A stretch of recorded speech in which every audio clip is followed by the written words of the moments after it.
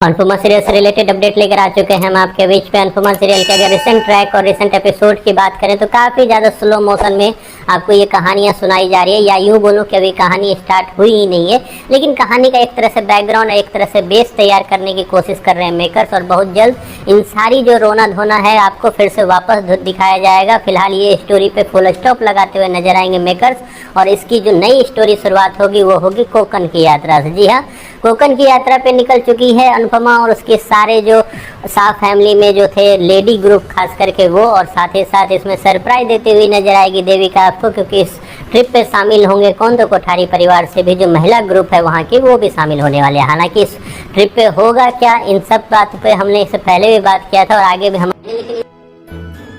राही की उस बदतमीजी की जो फिर से वो करने वाली है। क्यों राही पराग से भी भिड़ती हुई नजर आएगी आपको आगे आने वाले एपिसोड में, कि जब पराग ने अनुपमा का साइड लेना स्टार्ट किया तो पराग भी कहीं ना कहीं राही की आंखों में खटकने लगा। हमने प्रीवियस एपिसोड में भी देखा है कि जब पराग ने बोला कि ख्याति को मैं माफ़ तब करने का सोच सकता हूँ जब ख्याति जो है अनुपमा से माफ़ी मांगेगी, और अनुपमा जी अगर ख्याति को माफ़ कर देती है तो उसके बाद मैं माफ़ी करने के लिए सोचूंगा। बस इतना कहना था कि मेकर्स ने एक फ्रेम काटा किसका, तो राही के चेहरे पे जूम करके दिखाया, और राही ऐसे चौंकी जैसे मानो उसने क्या सुन लिया, जबकि उसको सबसे ज़्यादा दुख, दर्द और पीड़ा होना चाहिए था, क्योंकि उसके माँ पे ये अटैक हुआ। उसकी माँ ने जो उसको आंखों की रोशनी दी, या बोलो कि उसकी ज़िंदगी संवारने की कोशिश की,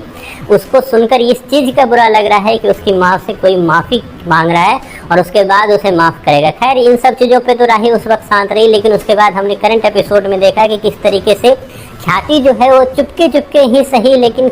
जो अनुपमा से माफ़ी मांगने की ट्राई कर रही है। हालांकि वो सबके सामने ये ट्राई नहीं कर रही है, शायद उसे लग रहा होगा कि चुपके से इस बात को मैं निपटा लूँ, उसके बाद फिर से बदला लेना तो है ही। खैर इन सब चीज़ों पे आगे आपको दिखाया जाएगा कि किस तरीके से पराग जब रेगुलर ख्याति को इग्नोर करना स्टार्ट करेंगे तो राही उस पर पराग से भी बोलती हुई नजर आएगी, पराग से भी भिड़ती हुई नजर आएगी कि पापा आप ये ज़्यादा कर रहे हो, माँ की इतनी भी बड़ी गलती नहीं थी, आपको माँ को माफ़ कर देना चाहिए था। तो इस चीज़ के लिए ख्याति